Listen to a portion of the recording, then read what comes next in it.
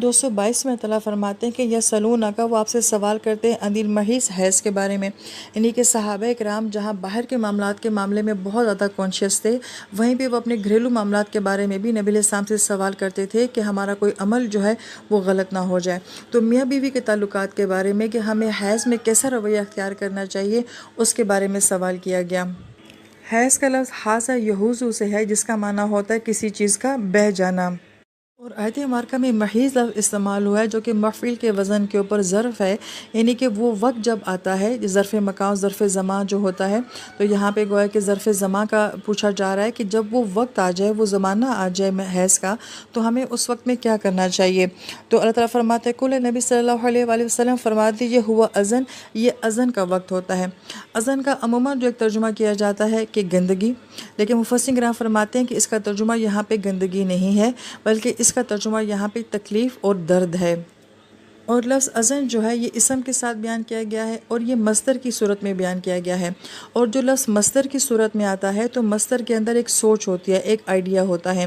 تو گویا کہ اس آیت مبارکہ میں یہ کہا جا رہا ہے کہ یہ جو حیض کا وقت ہوتا ہے، یہ عورت کے لیے ایک تکلیف اور درد کا وقت ہوتا ہے، اور وہ تکلیف اور درد ایسا ہوتا ہے کہ جس کو مرد نہیں سمجھ سکتا۔ تو اب یہ سوال پیدا ہوتا ہے کیا یہ درد صرف فزیکلی ہے؟ تو اہل علم یہ فرماتے ہیں کہ یہ درد صرف فزیکلی نہیں ہوتا بلکہ ایموشنلی بھی ہوتا ہے۔ اب اس بات کو آج کی سائنس جو کہتی ہے کہ ہمارے اندر بہت ساری ہارمون چینجنگ ہوتی ہیں، ہمارے موڈ چینج ہوتے ہیں، اور انسان ایموشنلی بھی جو ہے بڑا آگے پیچھے ہو جاتا ہے، مگر قرآن جو ہے بہت پہلے یہ بات کہہ رہا تھا کہ یہ اذن یہ ایک قسم کی تکلیف کا وقت ہے، اور یہ صرف جسمانی تکلیف نہیں بلکہ ایک جذباتی لحاظ سے بھی تکلیف کا وقت ہوتا ہے۔ اس سے اللہ تعالیٰ نے حکم کیا دیا فَاعْتَزِلُوا النِّسَاءَ، پس تم علیحدہ رہو عورتوں سے فی المحیض، حیض کے وقت میں۔ اب اس آیت مبارکہ کو یوں بھی بیان کیا گیا ہے کہ اس وقت میں کسی قسم کے ازدواجی تعلقات نہیں ہونے چاہیے، بالکل وہ معنی بھی اس کا بنتا ہے، مگر جو بہت ہی خوبصورت معنی اس کا یہ بنتا ہے کہ اس وقت میں عورت کے ساتھ علیحدہ علیحدہ رہنا چاہیے، یعنی کہ زیادہ ڈیمانڈ نہیں کرنی چاہیے، زیادہ اس کے اوپر مشقت نہیں ڈالنی چاہیے، بوجھ نہیں ڈالنا چاہیے، اس سے یہ ایکسپیکٹ نہیں کرنا چاہیے کہ وہ بہت اچھے موڈ میں رہے، خوشگوار موڈ میں رہے، اور نہ ہی اس سے کسی قسم کا اس وقت میں رسپانس زیادہ مانگنا چاہیے۔ گویا کہ یہ آیت مبارکہ ایک پوری عورت کی نفسیات کو جو ہے وہ بیان کرتی ہے کہ یہ وقت عورت پہ اس طرح کی سچویشن کا ہوتا ہے کہ اس وقت میں اس سے تھوڑا سا الگ رہنا جو ہے وہ بہتر ہوتا ہے، اس کو زیادہ تر آسانی کا وقت دیا جائے، ریلیکس رکھا جائے، کہ اس وقت میں وہ خود اس طرح کی سچویشن سے گزر رہی ہوتی ہے کہ وہ ان تمام معاملات کو اچھے سے ڈیل نہیں کر سکتی ہے۔ کہ ہم باقی مذاہب میں دیکھتے ہیں کہ اس وقت میں عورت کو ایک گندی اور ناپاک چیز سمجھا جاتا ہے، ایون کہ اس کے ہاتھ کا کھانا بھی نہیں کھایا جاتا، اور اس کے ساتھ بستر بھی شیئر نہیں کیا جاتا، اور ایون یہ کہ اس کو گھر میں بھی نہیں رکھا جاتا تھا۔ لیکن اسلام جو ہے وہ اس طرح کا کوئی کنسیپٹ نہیں دے رہا، بلکہ اسلام یہ کہہ رہا ہے کہ عورت ایک تکلیف اور درد میں ہے، اس کا احساس کیا جائے۔ وَلَا تَقْرَبُوهُنَّ، اور ان کے قریب مت جاؤ، حتیٰ یہاں تک کہ یطہرن، وہ پاک ہو جائیں۔ اس آیت مبارکہ میں جو یطہرن کا لفظ ہے یہ طہورا سا ہے، فعولہ کے وزن کے اوپر، اس کا مطلب ہوتا ہے کہ خود میں کسی چیز کا کرنا یا ہو جانا، یعنی کہ وہ چیز آپ کے اندر ہوتی ہے اور وہ خود بخود آپ کے اندر سے ہی ہو جاتی ہے، آپ کو اس کو باہر سے حاصل نہیں کرنا پڑتا۔ لہذا یطہرن کا لفظ یہ بتا رہا ہے کہ عورت اپنی ذات میں پاک ہوتی ہے، صاف ہوتی ہے، لیکن تھوڑے سے وقت کے لیے اس کے اندر یہ کیفیت ہوتی ہے جو کہ حیض کی کیفیت ہوتی ہے، پھر یہ خود ہی پاک ہو جاتی ہے، خود ہی صاف ہوتی ہے۔ اب کوئی باہر سے کہ کوئی چیز ہمارے حیض کو نہیں روکتی ہے، بلکہ ہمارے اندر کا سسٹم خود بخود جو ہے یہ کیفیت ہم سے دور کر دیتا ہے۔ تو گویا کہ عورت ایک پاک چیز ہے، ایک صاف چیز ہے، وقتی طور پہ اس کے اوپر یہ کنڈیشن آتی ہے۔ پھر اگلے حصے میں جب اللہ تعالیٰ فرماتے ہیں فَإِذَا تَطَهَّرْنَ، بس جب یہ خوب اچھے طریقے سے پاک ہو جائیں۔ اب یہ باب تفاعل سے آ رہا ہے کہ جس کے اندر ہوتا ہے کسی کام کو ایفرٹ، کوشش کے ساتھ کرنا، یعنی کہ اس کا مطلب یہ ہے کہ اس کے بعد عورت جو ہے وہ غسل کرے گی، اپنے آپ کو ہر طریقے سے پاک کرے گی، صاف کرے گی، فَآتُوهُنَّ، پھر تم ان کے پاس آؤ۔ اب یہاں پہ گویا کہ ایک ازدواجی تعلقات کا اشارہ دیا جا رہا ہے، جس کو ہم اچھے طریقے سے سمجھتے ہیں کہ آنے سے کیا مراد ہے۔ تو گویا کہ یہاں پہ کتنے معزز الفاظ کے اندر یہ کہا جا رہا ہے کہ اب تم عورتوں کے پاس آ سکتے ہو کیونکہ وہ پاک صاف ہو چکی ہیں۔ لہٰذا آج کی سائنس بھی ہمیں یہ کہتی ہے کہ پیریڈز کے بعد جو ہے عورت جو ہے وہ فزیکلی لحاظ سے بھی اور ایموشنلی لحاظ سے بھی اور سیکشول لحاظ سے بھی جو ہوتی ہے وہ بہت اچھی کنڈیشن میں ہوتی ہے کہ وہ رسپانس دے سکیں، اور آیت مبارکہ بھی یہی کہہ رہی ہے کہ اب وہ بالکل پاک صاف ہو گئی ہیں۔ ہاں اب تم آ کے ان سے رسپانس مانگ سکتے ہو اور ان سے ازدواجی تعلق قائم کر سکتے ہو، ہر طرح کی ان کے ساتھ ڈیمانڈ کر سکتے ہو۔ من حیث امرکم اللہ، اور تم وہاں سے آؤ جہاں سے اللہ پاک نے تمہیں حکم دیا ہے۔ اب ان آیات پہ جس غور کرنے والی بات ہے، ان کو ڈیٹیل سے پڑھنے والی بات ہے کہ یہ جو آنا ہے اور جو میاں بیوی کے آپس کے تعلقات ہیں، اللہ تعالیٰ فرماتے ہیں جہاں سے ہم تمہیں حکم دے رہے ہیں وہاں سے تم آؤ، یعنی کہ اتنا کلوز تعلق جو ہے یہ اللہ تعالیٰ کے حکم کی وجہ سے ہے۔ اور جو میاں بیوی کے ازدواجی تعلقات ہوتے ہیں اس کو عبادت کا درجہ دیا گیا ہے، اس کو صدقے کا ثواب کہا گیا ہے، کیونکہ یہ ہم کیوں کرتے ہیں؟ یہ اللہ تعالیٰ کے حکم کی وجہ سے ہو رہا ہوتا ہے۔ ان اللہ یحب التوابین، اور بے شک اللہ تعالیٰ کی ذات محبت کرتی ہے توبہ کرنے والوں سے۔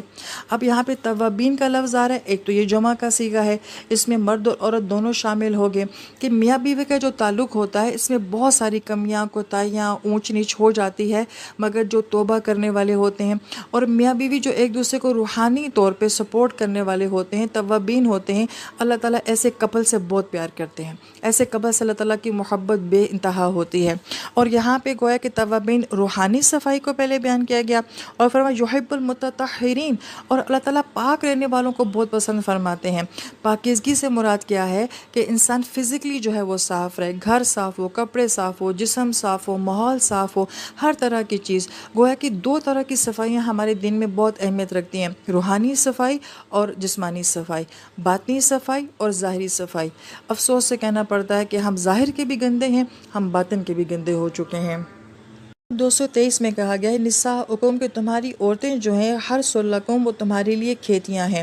اب اس کا ہمارے معاشرے میں بہت غلط جو ہے وہ مطلب لیا جاتا ہے، جبکہ یہ اتنی خوبصورت آیت مبارکہ ہے کہ یہاں پہ عورت کو جو ہے وہ کھیتی کہا گیا ہے۔ ایک کسان اپنے کھیت سے کتنا پیار کرتا ہے، کس محبت کے ساتھ وہ بیج بوتا ہے، پانی دیتا ہے، پھر ہل چلاتا ہے، اور پھر اپنی فصل کے لیے کتنی دعائیں مانگتا ہے، اور پھر اپنی فصل کو دیکھ کے وہ کتنا خوش ہوتا ہے۔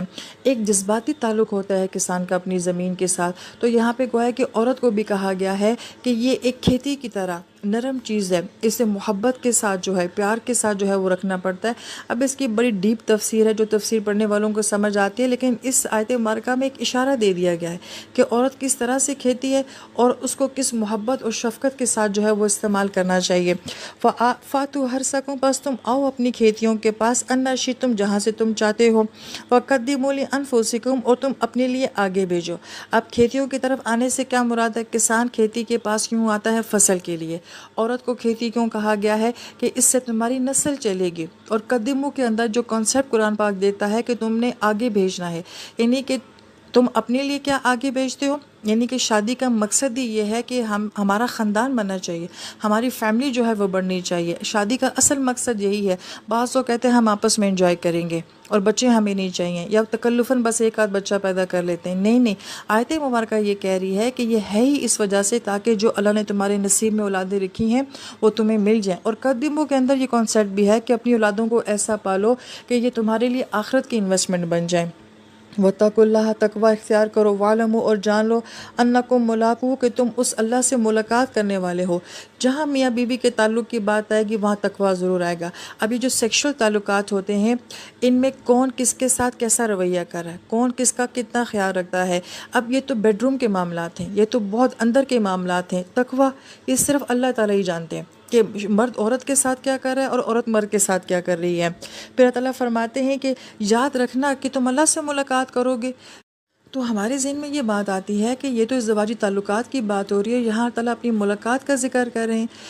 یہاں پہ مفسرین کرام فرماتے ہیں کہ میاں بیوی کے تعلقات اللہ تعالیٰ کے نزدیک اتنی اہمیت رکھتے ہیں کہ جو کچھ ہم دنیا میں ایک دوسرے کے ساتھ کر رہے ہیں ایک دن اللہ تعالیٰ کے سامنے کھڑے ہو کے ہمیں اس کا جواب دینا پڑے گا۔ اور پھر بڑی پیاری بات کہ اس ملاقات سے ہمیں خوف آتا ہے کہ ہم نے اللہ تعالیٰ کا سامنا کرنا ہے، لیکن فرمایا وَبَشِّرِ الْمُؤْمِنِينَ، جو ایمان والا ہوگا وہ تو اللہ سے مل کے بہت خوش ہوگا۔ اللہ کرے کہ ہم بھی ان لوگوں میں سے ہوں جو اللہ تعالیٰ کی ملاقات سے خوف زدہ نہ ہوں، بلکہ جس دن ہمارے رب سے ملاقات ہو اس دن ہم بہت خوش ہو جائیں۔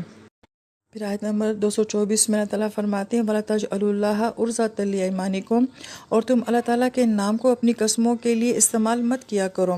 بعض اوقات انسان ایسا ہوتا ہے کہ جذباتی طور پہ کوئی قسم کھا لیتا ہے تو اس میں اللہ تعالیٰ کے نام کو لے کر آتا ہے، اور قسم کیا کھاتا ہے؟ ان تبرو، کہ اب میں یہ نیکی نہیں کروں گا، وتتقوا، اور اب میں یہ تقوی نہیں اختیار کروں گا، وتصلحوا بین الناس، کہ اب میں لوگوں کے درمیان میں صلح نہیں کرواؤں گا۔